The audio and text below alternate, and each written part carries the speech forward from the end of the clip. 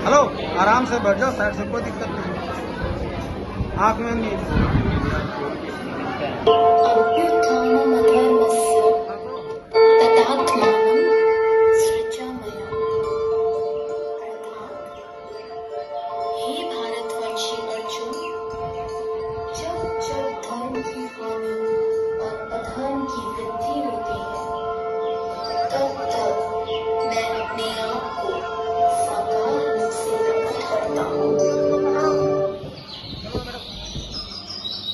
समय की बात है, मथुरा राज्य में उग्रसेन नाम का एक राजा था।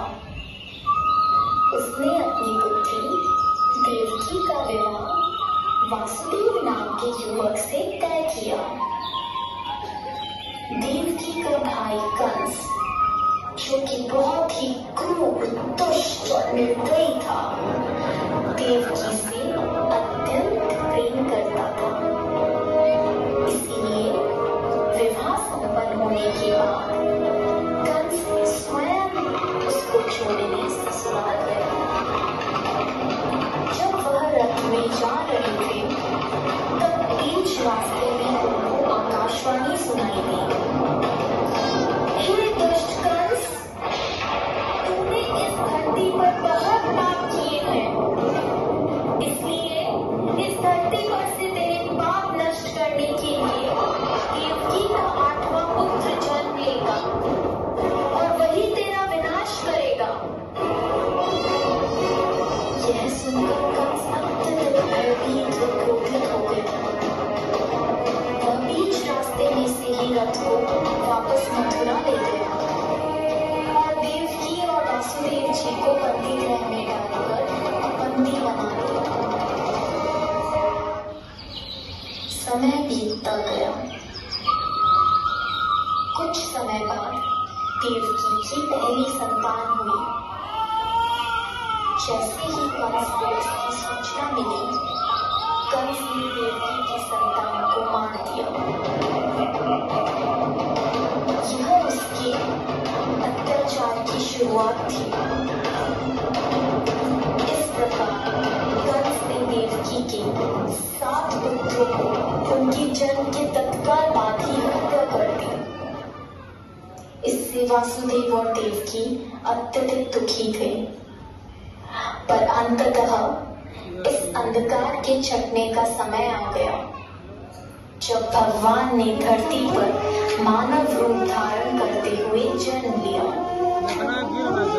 उस दिन का अंधेरा और तेज वर्षा हो रही थी। ऐसे लग्न में भगवान ने धरती पर देवकी की 8वीं संतान बनकर बालक रूप में जन्म लिया।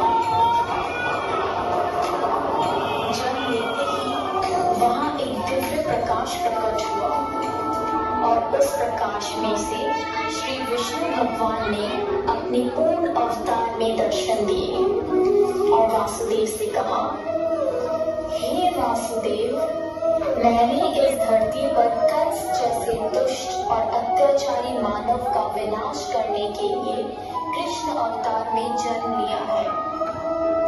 अतः मैं आपसे विनती करता हूँ कि आपके दोस्त नंद के घर ले चले, जहाँ उनकी पत्नी यशोदा ने बालिका को जन्म लिया है। उस बालिका को यहाँ ले आकर मुझे यशोदा के बगल में सुला दे। ऐसा बोलकर भगवान अंतर्ध्यान हो गए।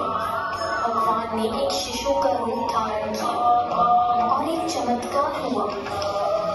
वासुदेव और देवकी टेढ़ी मत हो गए। कारागार के द्वार अपने आप खुल गए। जेल प्रहरी गहरी निंद्रा में सो गए और ऐसे समय वासुदेव उस बालक को लेकर नंद के घर चले। मथुरा से मधुरा की ओर अपने मित्र की रात थी। यमुना नदी पार करनी थी। पानी 70 पानी को था। वासुदेव ने इष्ट को याद किया। तभी कृष्ण ने अपने अंगूठे से यमुना स्पर्श किया, तूफान में उछलती यमुना ने तुरंत रास्ता दिया। ये बड़ी अनोखी बात थी, पर ये तो कृष्ण लीला की शुरुआत थी।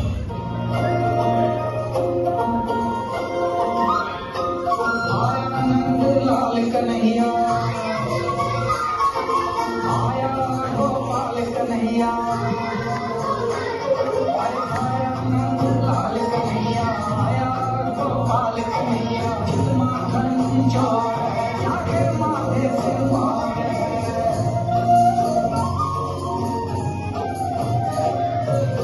माथे पे मुख सजा माखन की पालकी, हीरे मोती अनसी लागे अखियन गोपाल की।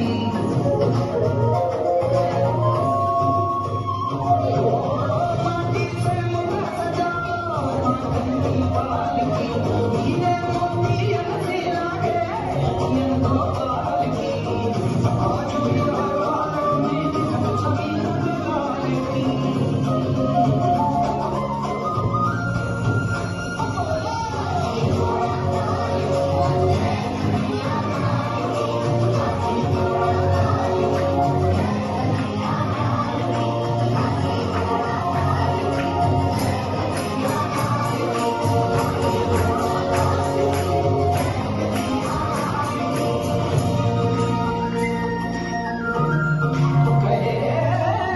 मैया सताए माखन चुराए हैं,